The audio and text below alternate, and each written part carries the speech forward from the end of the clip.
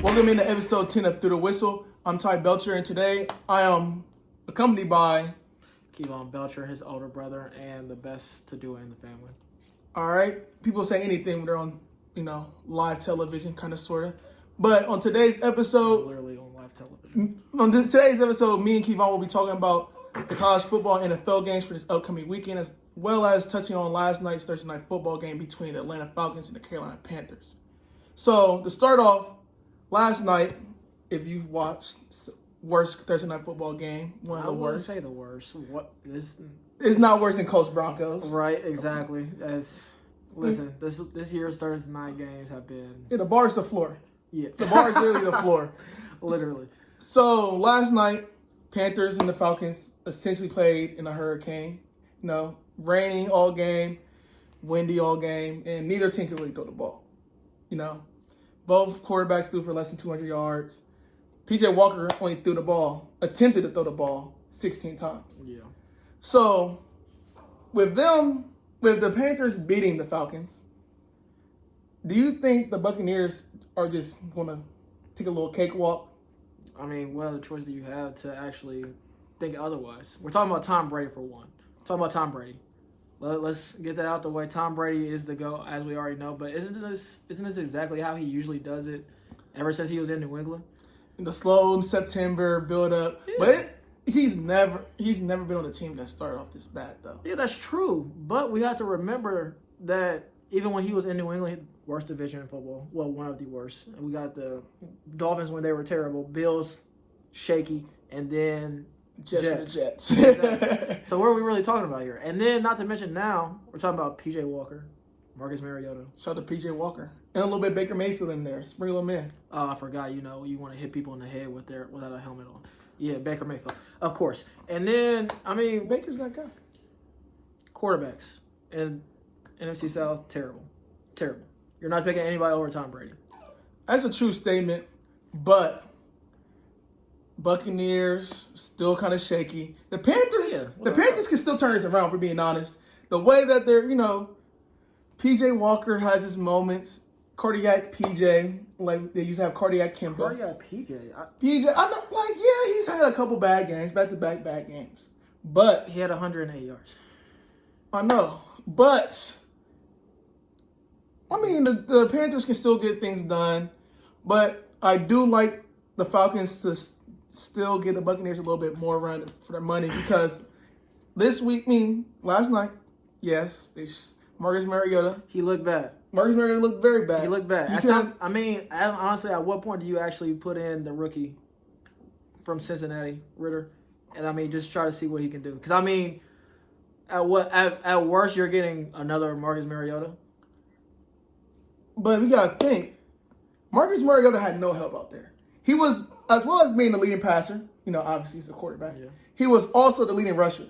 And if you had to guess, this man only had 3 rushes for 43 yards and was the leading rusher in a game that was windy and wet. Kevon, you played football for a while. What do you do when it's windy and wet? I was a receiver, so I wanted the ball to be thrown, but that's just me. So, normal people would probably ask for it to be, run and to run the ball. But, as we've seen, cough, Ohio State, it doesn't always go that way. Sometimes you gotta deal with the elements the only way you can. So, let's be honest.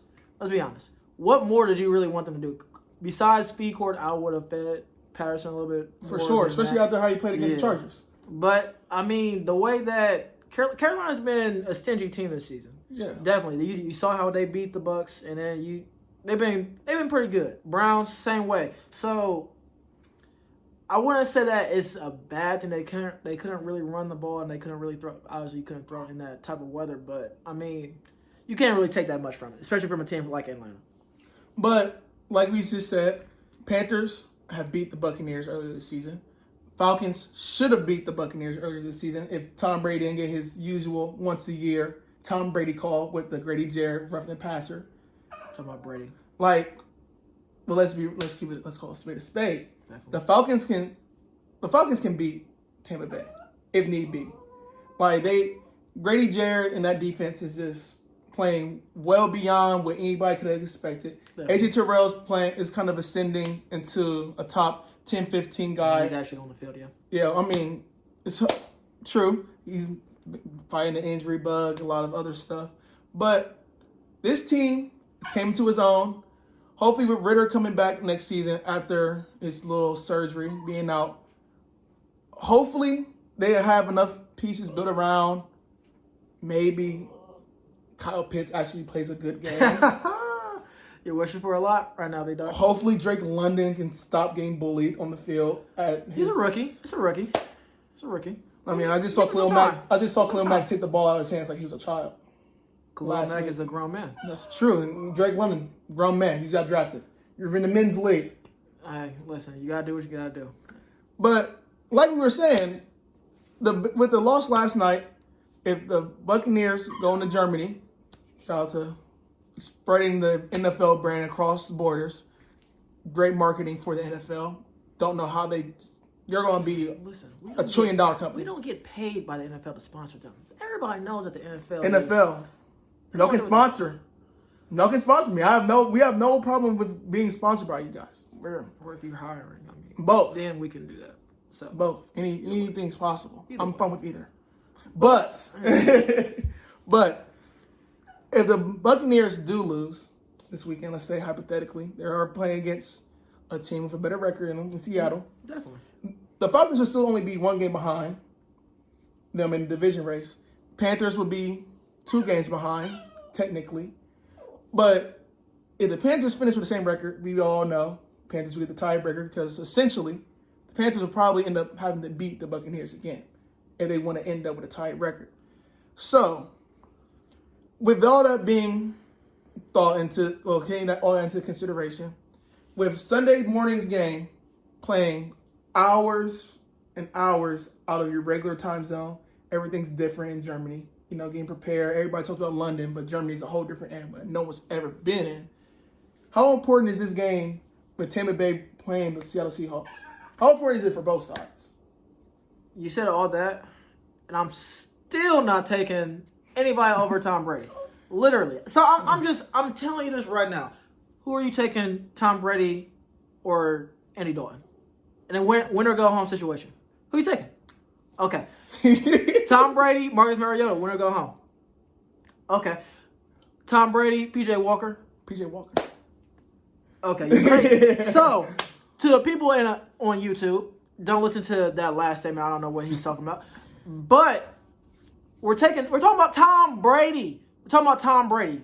Yes, mind you, he's not looking the greatest. He's not looking great. Imagine them actually looking good. So you're looking. He's top 5 in the league in passing yards. In every stat, yeah. Okay, then. So then wait until it starts to build up. The defense isn't playing too bad. It's not playing too bad at all. I mean, they got to improve a little bit more. But we're talking about Tom Brady, like I said, and we're waiting on these weapons to actually start doing. You got Mike Evans dropping the ball. You got Chris Godwin not really doing what he's doing because of his leg injury still. Yeah, so, I mean, we're still waiting for everybody to get back on track. And how long do you think Leonard Fournette is just not going? He's going to be basically the worst running back in the league. How long do you think that's going to last? Tom Brady is going to he's going to get in some butts. He's going to legitimately be like, hey, it's that time. It's that time. Lenny. Exactly. So then, like I said, once you sit there and see that, okay, in the schedule, we got to win the NFC South. How hard is that really? And mind you, I mean, and we've seen the way that that's going. In the NFC, what quarterback are you really taking over Tom Brady as well? And not just in the NFC South. What quarterback are you really taking? There's really none that you're taking. I mean, in the playoffs right now, we're talking about Jimmy Garoppolo, Dak Prescott, Tom Brady, Jalen Hurts. I mean, all these quarterbacks that he has to go through, you're probably really never taking them over Tom Brady right now. Honestly. Truly. So, I mean, give him some time. I mean, we've been saying this. What is this week? This is probably their 11th game this Sunday. And we've been talking about, wait for it, it's coming. Like, they just barely beat a struggling Los Angeles Rams team. Who, they forced Matt Stafford to do some dumb things. Matt Stafford's going to be Matt Stafford. He loves turning the ball over. He likes turning the ball over more than Daniel Jones likes turning the ball over. But it's a story for a different day. I told y'all, the Rams are a dead team. They don't get to be spoken of in any type of depth on this show anymore. They've lost me too much money. But Tampa Bay is favored against another NFC West team in the Seattle Seahawks. NFC West leaders, Seattle Seahawks, who we've seen beat a couple good teams this season. And a guy in Geno Smith, who everybody wrote off for dead, when we wrote off the Seattle Seahawks to be dead. Yeah. So how is the Tampa Bay Buccaneers a 2.5-point favorite? Is it literally just the Tom Brady to Tom Brady? Literally Tom Brady. I mean, are you really going to sit there and say that you trust Geno Smith? Granted, he's been amazing. He's been amazing. But we're talking about going against what? Let's paper stats right here. So Seattle has the 20th best pass defense. Yeah. No going against Tom Brady, who is 5th in passing as a team. The team is 5th in passing. They're also the 9th best defense in the league. Seattle, their defense, their offense is, I wouldn't say it's 11th best as it is right now, but it's a hit or miss offense. So I mean, if you can sit there and force them to actually pass the ball and tell Geno, okay, you have to win this game, I can see why. Don't get me wrong, I can see why, but if we're being honest, I'm probably taking Seattle. Look, he comes onto the show talking about paper stats, and he's not the only one with paper stats. So let's talk about my boy Geno. Since you want to say, let's force Geno to win the game. Okay. Geno has above a 3-to-1 touchdown interception ratio. Definitely. Which is sensational. Yeah. This man is averaging 244 yards a game passing. Yeah. Kevon, what does Tampa Bay's D-line do? What does Tampa Bay's defense do best? Probably pass defense. And what do you say is their best part? Like their front seven. Front seven. They start to run pretty well. Yeah. And they also get a lot of pressure on quarterbacks. So let's reference these paper stats. Geno Smith has a 92.1 QBR when under pressure. And 100 is literally perfect. 100 is perfect. It's like school. 100 is perfect. Kevon, if you had to guess, gambling man, we're a gambling show at times, even though we're struggling. If you had to guess, how many quarterbacks do you think have a better QBR under pressure than a 92.1? Probably none. I wish it was none. That would make my case even better. But only 2. Okay. And those 2 are Joe Burrow and Josh Allen. 2 guys who everybody considers a unanimous thing that they're at least top 6 because people fluctuate with Joe Burrow. But when you have a quarterback who can still deliver the ball when under pressure, that makes things way easier. And you gotta think also, you have probably, if you're just going 2 wide receivers, back in the olden days, they're probably one of the best receiving corps in the nation. In the league. Yeah, DK Metcalf and Tyler Lockett. Like, how many teams have a better 1-2 punch than that? Timeout. YouTube. We're not gonna let him fly with this. We're not. You guys may not know this. Obviously, you probably don't know this. He just started his YouTube channel. He is not the biggest fan of DK Metcalf. So what we're not gonna do, YouTube, is let him praise DK Metcalf and talk to him about like he's a top guy. If they're a top duo, that means he needs his praise. So I don't want to hear that. Either you're on the train or you're not. I said in episode 9 that I came around on the Patrick Mahomes stuff. He knows. It's a little late. Patrick Mahomes. It's a little late. I'm not on the train. Late. I will never. No. But I had to give him his flowers. Patrick Mahomes is the best quarterback in the league. DK Metcalf is a top 15 wide receiver. I'll give you that. Okay. I'm not giving you 10. No. Okay. I mean, we'll deal with it for now. But yeah, I'll give you that. But I mean, again, you can only do so much against pressure. Don't get me wrong. You just gave me the stats about Geno being good under pressure. But really, Tampa Bay's defense is, I want to say, it's a different animal. Just because of the fact that how they create pressure, I don't know if Geno's completely able ready to. For it. Yeah. So I mean, it all depends on their run game. To me, if they can mix a little play action in there, Kenneth Walker going. If he gets going, that's a different story. We're talking about a whole different type of game plan. Yeah, for sure. But if Tampa can keep Kenneth Walker under control, they're favored for a reason. They're favored for a reason. Personally, I had to bet tuition on it. Give me Seattle plus 2.5. Seattle plus 2.5. It's ready. It's right there. It's looking for you. It wants you. If you're going to go Seattle plus 2.5, you might as well Seattle money line. Seattle money line. It's right there waiting for you. Put your Joe Biden money on there. Joe Biden, you still owe me tuition. But we're not going to talk about that. So let's go to another team that has an aging quarterback. That's the Green Bay Packers. Green Bay Packers struggling. Struggling more than the Buccaneers. Yeah. That's saying something. Yeah. So the Green Bay Packers are taking on a very, very solid Cowboys team, who was always a good regular season team. Always a good regular season team. But as we both know, you as a Cowboys fan, you know this more than anybody. Aaron Rodgers doesn't like losing to the Cowboys. He doesn't. But this season, they're in the bottom third in scoring on offense. Their defense, doing their job, doing great on defense. 6th overall on defense, 2nd in pass defense. So, Packers, 2nd best pass defense, 6th overall defense. And we all might not have Zeke. Do you think the Packers can get back right against y'all? Take the bias out. Try your best. I'm interested to see this. I just want to hear him lose his hope in his team. It's going to sound great.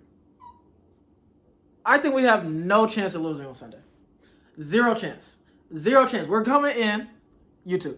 Mike McCarthy, revenge right now. Revenge on the Packers. Show them why they shouldn't have fired him and show them why Aaron Rodgers is, not that guy anymore. Micah Parsons. Micah Parsons. Defensive player of the year. DPOY, truly the MVP of the league. We're not even going to speak on it. This defense, Ty, probably the best I've seen that we've had in a long time. That's not saying much. It's not. But we had a pretty solid defense last year. What receivers do they have? What receivers? They're rookies. They might watch this and come sign us. They're rookies. Not doing too much. Doesn't trust We them. got Diggs on the other side. So what are we really talking about? They're not going to pass the ball. The only chance that they really, truly can make this interesting is if they keep running the ball. And what do they not do? Run the ball, especially with Aaron Jones out this week. So if Aaron Jones and A.J. Dillon are not getting the ball, that means that Aaron Rodgers is going to pass on us. Welcome back. Had a little technical difficulty right there. Apologize. We are joined by second guest, one Mr. King, Dog of the Year. But like we were saying before, we've experienced some bad things. Cowboys. We're talking about, the even YouTube knew. Cowboys. Cursed. Might be bad luck. Cursed. Might be a bad omen. But Packers are just so bad. I still stand on everything I said. I still stand on it. We're not losing. We're not losing. We're not losing. And the only way that they can do this, like I was saying before we got rudely interrupted by everything going on. Signs of YouTube. The only way they have a chance is if they run the ball. We're not that great against the run, but for sure. I think that we can put enough points on the board to where we have to force them to actually have to pass the ball. Aaron Rodgers, like I said, is not looking too hot this year. We got the receivers that aren't looking too good. We already got one of the top corners in the league. This defense is prone and ready to attack. That's all we're. And you're telling me Mike McCarthy on the revenge tour and he's already doing all this? He's not. He hasn't been licking his chops waiting for this. No. They're already looking a little shaky. They're ready to get knocked out. They're like a fighter in the 10th round, waiting, just bobbing, they're just waiting for his life. Waiting for that one punch. And I think we got it. So, some of you guys on YouTube might not know, probably don't know. I am a Giants fan. And this hurts me. This is going to hurt me to say. I'm putting tuition on Cowboys minus 4.5. Because we talked about Defensive Player of the Year, Micah Parsons. 8 sacks this season so far. Easy. Man amongst boys. As a child still. Definitely. But Kevon forgot one thing, one very important factor. David Bakhtiari might not play. And that might be a problem. If David Bakhtiari doesn't play, Aaron Rodgers might retire after the game. Yeah. We might see Jordan Love. Yeah. Because how is Aaron Rodgers gonna have any time back there? He's not. He's not Geno Smith. Under pressure, he's not that guy. He doesn't look like that guy even when he was healthy and the clock clean. Yeah, he doesn't look like it. He just made that a Lions defense, which was last in the NFL, historically bad, worse than the Super Bowl era. Yeah. He made them look like the freaking 2000 Ravens. Yeah. I can't explain it. I don't know what's going to get into A-Rod right now, but Cliff. Yeah, It's a cliff. Looks like that Devontae Adams trade was not the right thing. I don't know what he's into. I mean, they still had a chance to win last week, don't get me wrong. But Aaron Rodgers is just not that guy anymore. He's just not that guy. You just said last week, but if you give the Cowboys 3 turnovers, you're not going to be anywhere close to being within one. Oh, yeah, without a doubt. It's not. Without a doubt. Because Trayvon Diggs is liable to take one back to Baja Land. It's over. With Aaron I think he's going to be there. I think he gets one. I just think the Packers just might as well pull them. I think if they lose 2 more games, sorry about this, when you started me a little bit. Packers lose 2 more games. Put the boy Jordan Love in. See what you got. Listen, they might as well because his 5th-year option is coming up. No. And you gotta know what you're doing. Fast, yeah, you gotta know what you're doing. The season's already over. The season is a wash. For sure. You might as well, and then you can break it to Aaron in so many different ways. Either you're benching him so that you guys can tank for more picks, and he's the receiver he wants. So exactly, literally, or you can trade that first-round pick because of how high it's going to be, and go ahead and get another receiver in the trade market, or you find out that Jordan Love is actually kind of good, which I highly doubt. I highly doubt that. Believe it, man. I mean, literally, if you find out that he's good somehow, some way, in La La Land, you're good. You're set because like I said, you have to find out. And if you want to take it one step further, if he's good or kind of good, maybe you can trade him. Yeah. Very weak quarterback class. Very weak quarterback class. I wouldn't say it's weak, C.J. Stroud. But yeah, you can trade him. See if you can get a deal right there, and then get another weapon for Aaron Rodgers. See, maybe we can go do Jeopardy. We all know he likes doing Jeopardy. Well, maybe he might want to go get high after the season's over, since it's Might not wait till after the season. Yeah. So let's talk about a team who is looked at the Packers, pointed at them, laughed at their face, and spit on their grave for the season. And that's the Minnesota Vikings. Yeah. Minnesota has won every game this season besides against the undefeated Philadelphia Eagles. Yeah. And Vikings caught another break. They're playing the Bills this week. Yeah. And we're all being honest. Josh Allen hasn't practiced in like 4 days. He hasn't practiced all week. So it's looking like he's not going to play on Sunday. The sports books have they know before anybody else does. Josh Allen is not going to play. The line is dropped from, I want to say, 10 points all the way down to 3. Okay. So with Josh Allen being out, what does this mean for the Vikings? They better win. For sure. They better win. And honestly, you can kind of take into some points that can convince you that Buffalo still might actually have a chance to win this game. Obviously, being at home, the defense, they've been pretty good this year. Last week it was a little iffy. On the field too much last week. Yeah. But you know who their backup quarterback is, right? The man who got the Vikings Minnesota Miracle, right? I mean, what are we talking about? And then not to mention, who's the receiver that they got that's going crazy? And where did he used to play? I'm just saying. So if Buffalo, I'm me personally, not betting Buffalo. But if I were to bet Buffalo, defense looking good. Quietly, Kirk Cousins is having one of his worst years. Worst years. I mean, statistically, I understand that they're winning games. They're 7-1, but statistically, he's second worst passing yards per game since he's been a full-time starter. Second worst touchdowns per game.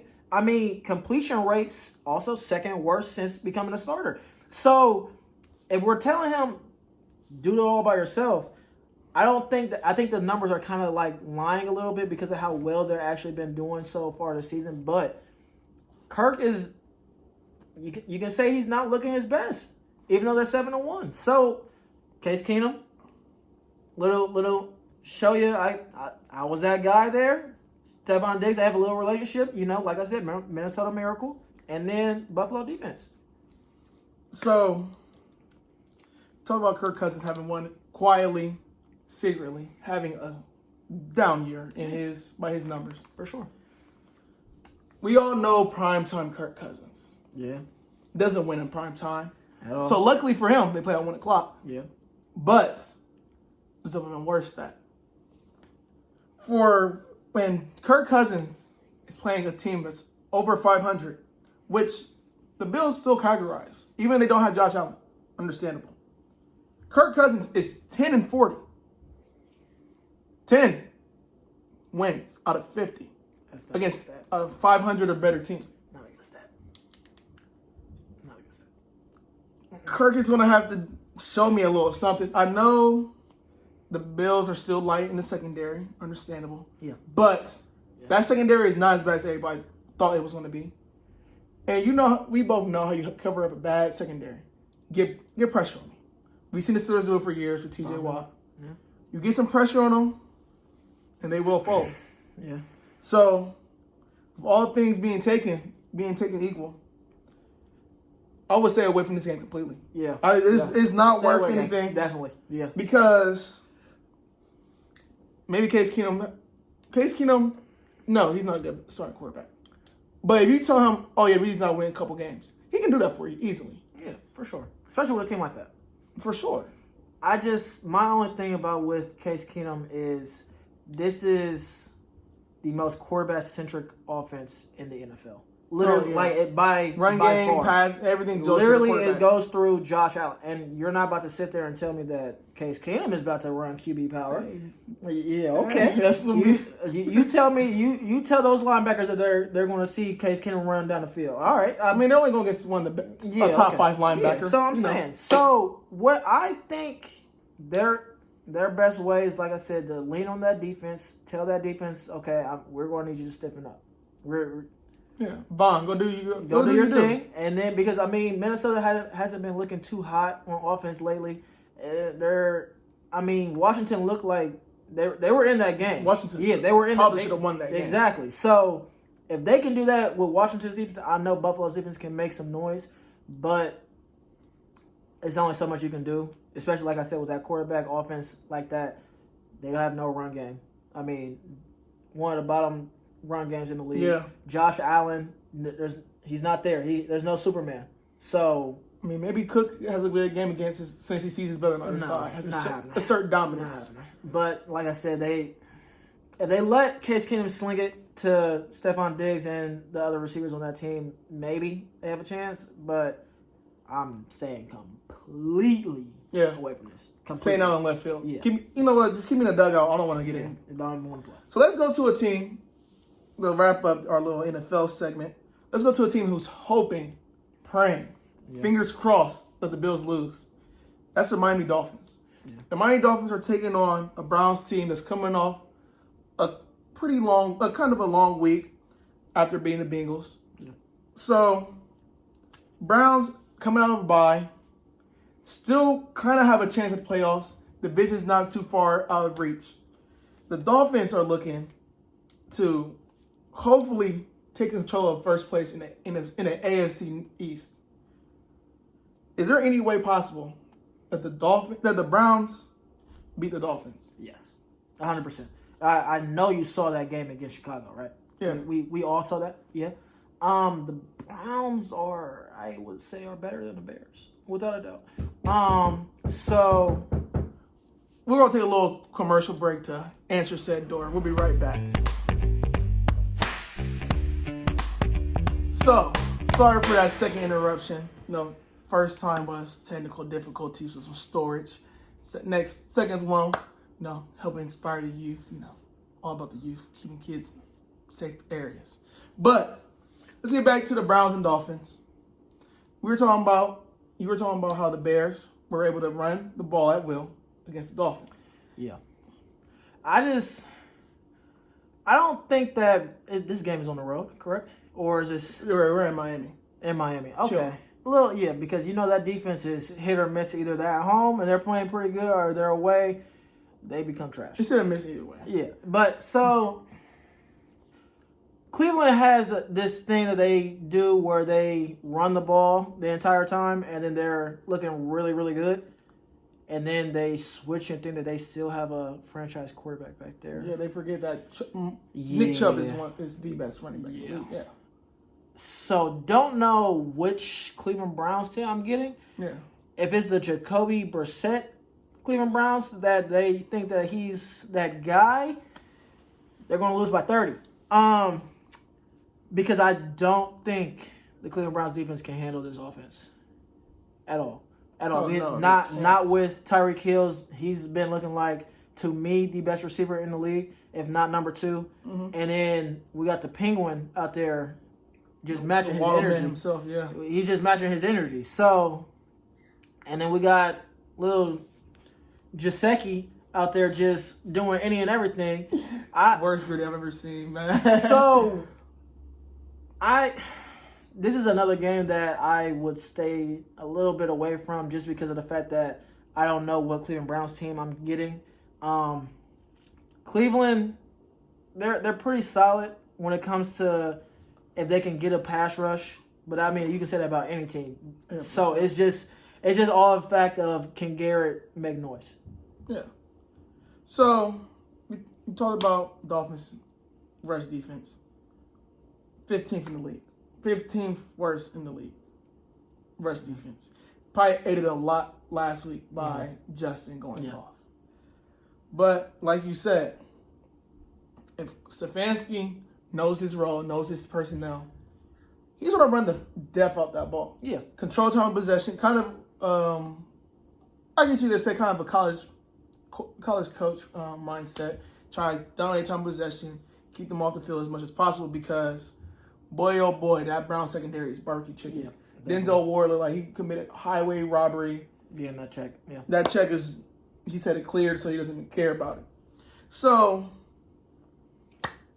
if the Browns think that they can, keep giving the Dolphins chances, especially against Tyreek Hill, who whenever he sees the Browns, he just, I don't know, it's on his lights up in his eyes. The last time he played them last season with Patrick Mahomes, I know, but he had 197 yards.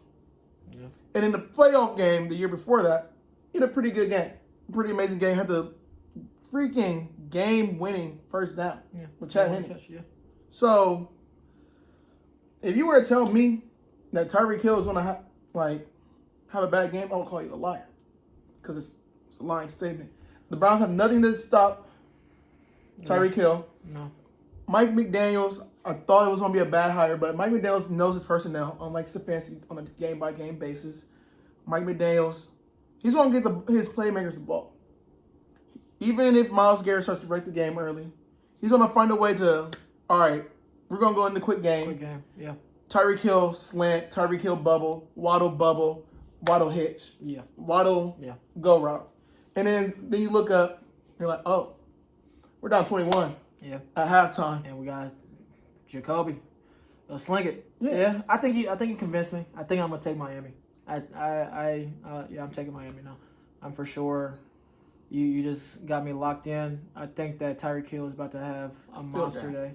Waddle probably around the same, probably about both over 70, and then Tyreek Hill over 120. He's been going off this year, so yeah, I'm gonna go Miami. I just said now. Tell you what game, Miami. Hey, give me Miami. Give me and I'm gonna pick. What's the over under? Probably pick the over, just regardless. Pick the over. Pick the over because Nick Chubb, he's going to get you at least 2. He's going to get you 2. But just like how we said, you can't get the game too far out of hand. Dolphins go up quick too. How much more Chubb can we see though? That's the problem. That's another problem with, run-oriented teams. Yeah, but I don't think that Browns they're that team that they can't get away from that. But they looked really good against the Bengals with Amari. Amari, he stepped up, but that's that thing. As a Cowboys fan, I know when Amari Cooper big game, you need him. When you see him against a top corner, Xavier Howard's on that other side. Back of a milk carton. Can't find him. Missing MIA, anything you need. If you call Amari, he might not be there. So another reason why I'm gonna go with Miami. Another reason. Hey, man. For sure, Miami. Both teams have a lot to play for, though. Browns don't really. For this to only be a 3-point game, 3.5-point favorite for the Dolphins, it's kind of insane. Yeah. But we've seen crazier things. Yeah. If I was a betting man, just give me the Hill touchdown, Chubb touchdown, plus 220, call it a day. Yeah. Just clean my hands with it. So, we'll be taking our first official break, that's actually planned for. And we're going to come right back with some college football analysis for this upcoming weekend. Hopefully, Ohio State doesn't poop the bag this weekend in the win. But we'll be right back through the whistle, episode 10. Welcome back into episode 10 of Through the Whistle. Once again, I'm Ty. Keep on. And we talked enough about Sunday's game, so let's back it up to tomorrow's games between, one of the biggest matchups is, might not look like a big matchup, but you persist it's going to be a good game. Yeah. And that's LSU taking on Arkansas. Yeah. And I'm going to let you take the head on this one because I just don't understand where you're coming from. We're talking about letdown games right now. Letdown games. After a big dub like that, I don't know if LSU is in their right mind right now. So, really, after probably celebrating all week and having everybody hyping their head, they're moved up to, number 7 in the rankings. Mm-hmm. So, we're talking about them just being Bama and not probably thinking about Arkansas. Arkansas is what? Nobody. Just lost to Liberty. But this is a rivalry game. For the boot. The boot trophy. The boot trophy. No Tims. Boot trophy. But, like I said, LSU's defense, it's a little susceptible to the run. They give up 141 yards rushing. So, you're going up against probably the leading rusher, well, not probably, the leading rusher in the SEC, and Sanders for Arkansas. He has just over 1,000 yards and 100 yards rushing. So, you got that in your back pocket. KJ Jefferson, I don't know if he's playing or not, but if he does, he's always good. He's always good on his feet. So, that's where they're weak at. And I personally think that LSU will still win. Don't get me wrong. LSU is still going to win. I just think that it's going to be a little bit tighter than what people are thinking it's going to be. Yes, letdown games happen. Yes, we get it. I understand all that good stuff. You sound like you're on an Arkansas coaching staff trying to get your guys hyped up. Hey. But let's be honest. Let's be real. Arkansas, who got their teeth kicked in by Alabama. Yeah. The same Alabama team that LSU was able to stop for a nice chunk of the game. Yeah. The same Arkansas team that I know I don't have the best memory. But let's say I know it was a while ago, last week, lost to Liberty. Yeah. At home. Yeah. There's just no way you can think that Jaden Daniels, the GOAT, will let this game be close. Jaden Daniels, 250-plus yards. Easy. It's Jaden Daniels. He does this. As he should do after a big game like that. His little coming out party. But, like I said, it's a rivalry game. Teams get up for this. Someone's just telling me. It's a feeling I got in my gut that LSU is just not. They're not looking for this. They're coming in here. Like you said, they lost to Liberty last week, Arkansas. Mm-hmm. So what are we really saying? We're gonna go play a team that lost to Liberty for real. That's what we're doing. They're not thinking about this. LSU's gonna win, people. I don't get me wrong. Do not get me wrong. LSU victory.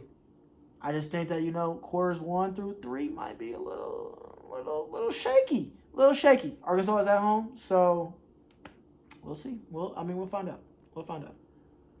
Let's talk about a real matchup in the SEC. Alabama, once again, is going on the road to play Ole Miss. Lane Kiffin. Yeah. We were talking about revenge games earlier. Lane Kiffin. We're talking wrote a big check this offseason. Talking a lot of stuff. What do you think is going to happen this weekend between Alabama and Ole Miss? Well, you like Bama when they're on the road. You love it. You Gotta love love it. them. You love it. Cover machines on the road. You love it. I personally think, I've been talking to you about this. I think Bama should be done. Like, if I'm the star players on Bama, Bryce Young, Will Anderson, what am I gaining? To go play for a New Year's Six Bowl? Yes. For what? To do what? I love the game. I love the game. Let it hustle. No. We're not doing that. Will Anderson can get hurt. Bryce Young he's already hurt. His shoulder's already messed up. So he's not winning the Heisman this year. He's not doing anything like that. The only thing that can go for his stock is to go down. That's it. So what is the point of even trying to play this season, the rest of the season? Alabama, yeah, you can go win a couple games, not make the SEC championship, go play in the Sugar Bowl? Trash, garbage. There's nothing. There's no reason to even do that. So it's really just voided to why you even should play the rest of the season. Not to mention, Ole Miss is coming off a bye. Lane Kiffin is one of the best offensive coordinators in the nation. You get a whole week to see Bama go against LSU. Oh, I like that play right there. Oh, that's circled out in the game plan. You don't think he's been really just sitting looking just, okay. I seen what Quinn Ewers can do. I see what Hooker did. I just seen what Jaden Daniels did. You're telling me that he can't do that? Ole Miss is one of the best rushing teams in the nation. Another paper stat right here, big dog. Saban, he's good. 27-2 against assistants, right? 27-2. That's been a little shaky for the last couple of years, right? With Kirby. Kirby, but what I'm saying, Jimbo. Okay, but Ole Miss, like I said, that running game, 267 yards rushing a game. You're giving me the best. That's pretty good. Yeah, you got a duo running back system back there, and their quarterback is Dart. He's not looking too high always through the air, but on the ground, he's making no. And what is the main thing that causes Nick Saban problems? Anybody who's mobile. I'm telling you, and it's not like Lane Kiffin can't score on them. Oh no, he puts up points every year. Ole Miss puts up points on Bama every time. So on the road, already everybody probably got their heads down. Yeah. And we got a mobile quarterback. What more do you need? And we're talking about Lane Kiffin trying to show that, hey, Saban, I'm not that guy no more. I'm the big dog now. So he wants a wristband again to the party too. Yeah, for sure. And I think that he might be able to do it. I love underdogs. Every great movie has an underdog. Rudy. Friday Night Lights kind of sort of at the end. I don't know. Kind of underdog. But Kevon, you're not about to tell me. You said we saw what Hendon Hooker did. Yeah. So what Quinn did. Yeah. We saw with Jaden Daniels, another top tier guy. Yeah. Yes. Jaden Daniels is one of them ones. Yeah. Which one of those three can Dart even... Is Dart even close to any of those three? We have Quinn Ewers, who's probably going to be a top 2 Heisman candidate next year. Jaden Daniels and Hendon Hooker, who are probably both going to end up in New York this year. Who is Dart to any of them? It's not about who Dart is. It's about that running game, dude. I'm telling you, the running game is where it's at. And we've seen that you can run the ball on Bama. That's mainly the main thing that you can't do against Bama.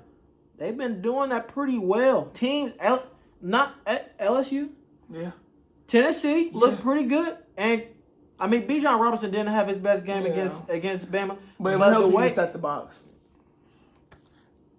And they have one of the top receivers. I wouldn't say top receivers like in the nation as far as like, name recognition, but Ole Miss usually has some guys that can go up and get the ball. So I'm just saying. I'm just saying. Also, hey, just not saying Ole Miss is gonna win. Just might cover.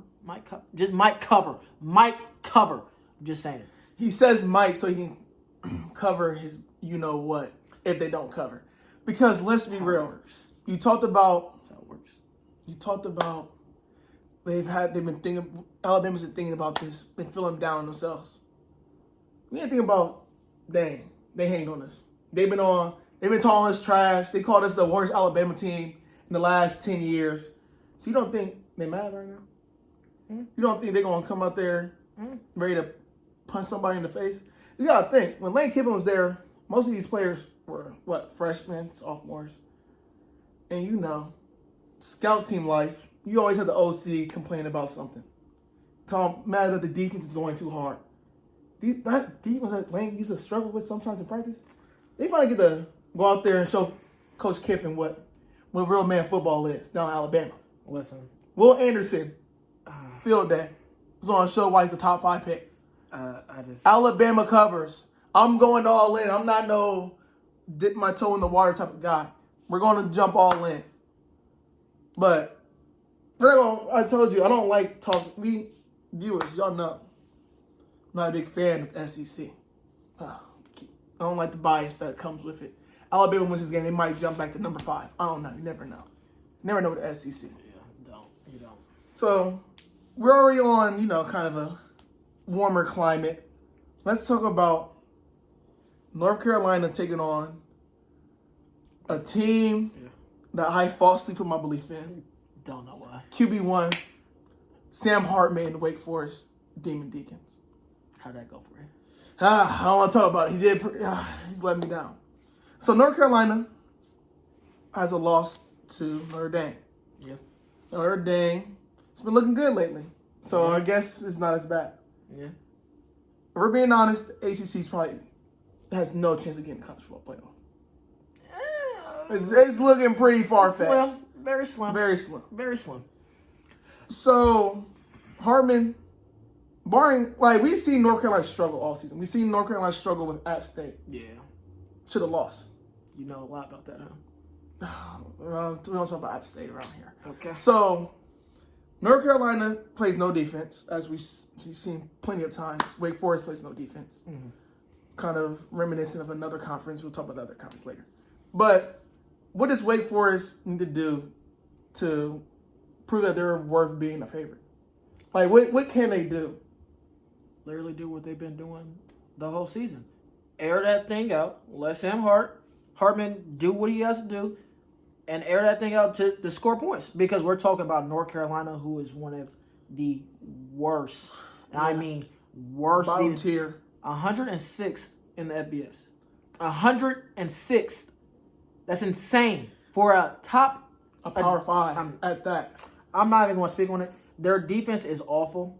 And Wake Forest, they clearly show that they can score the point. They can score points. Run it up. And if Appalachian State can do that to North Carolina, what do you think Sam Hartman is going to do? Sam Hartman's back. Yeah, it's going to be a shootout for sure. It's going to be whoever gets the ball last. I think that's who's going to win the game.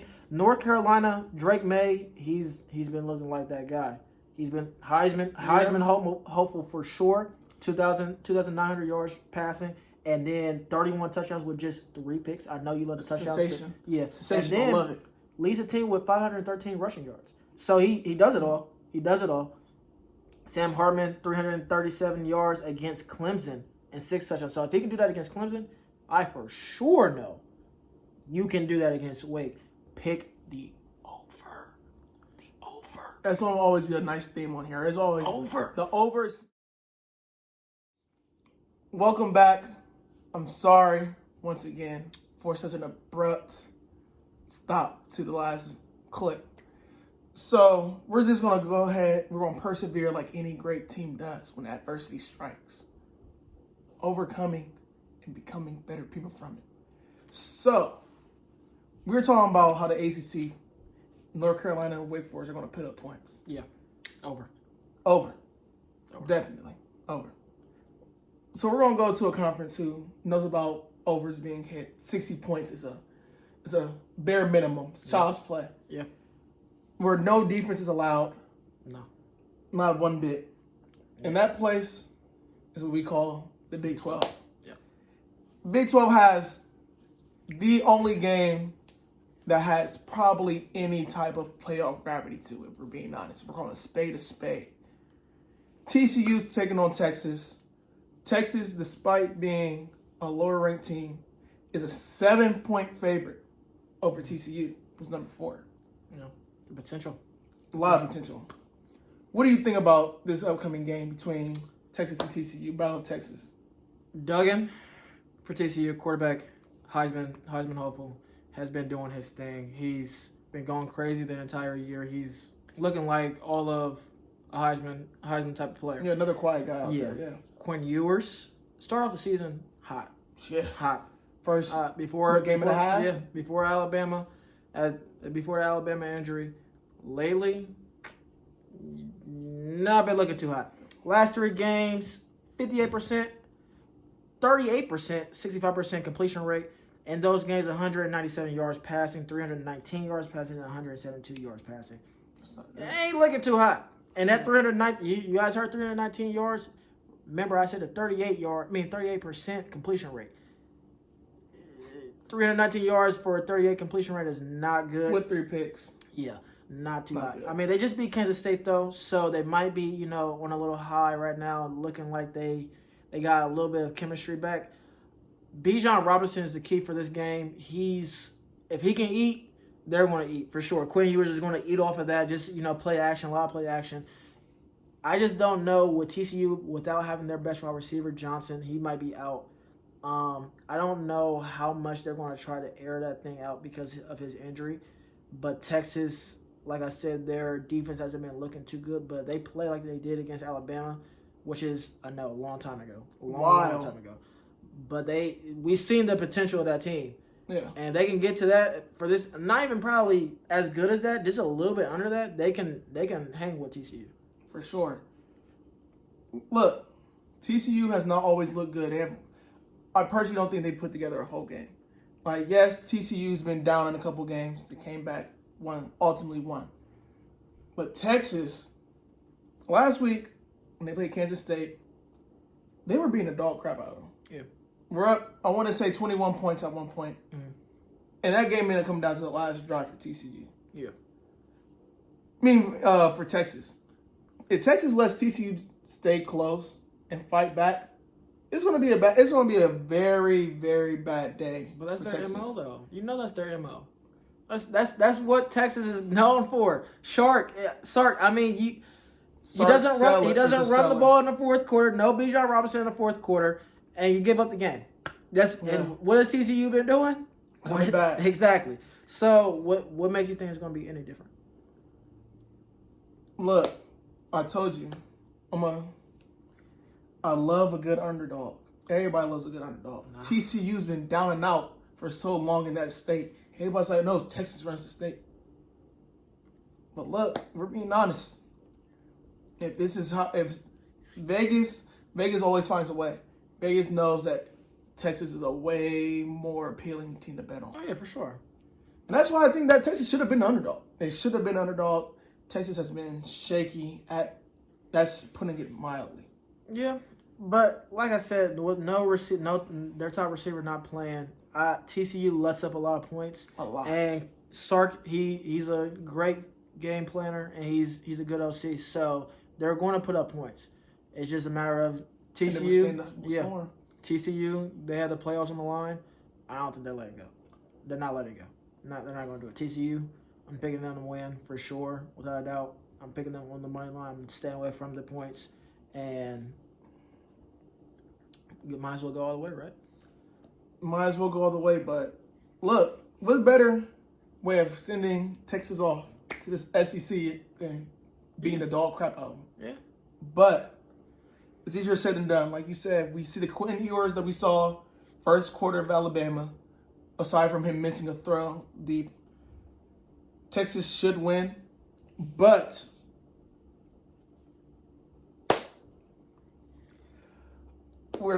betting does not go based off hopes and aspirations. I mean, yes, partially it does. You have to be completely neutral. Gotta be gray. TCU is gonna win. Yeah. But I'm a scary man. Give me the plus 7.5. If you're gonna give me points, if you're gonna spot me points, why am I not gonna take the points? Like, come on, 7.5 points. TCU easily covers. TCU easily covers. And with that being said, that wraps up episode 10. Once again, thank you to Kevon for coming on through the Whistle episode 10. Very special episode. We'll talk to you back on Monday.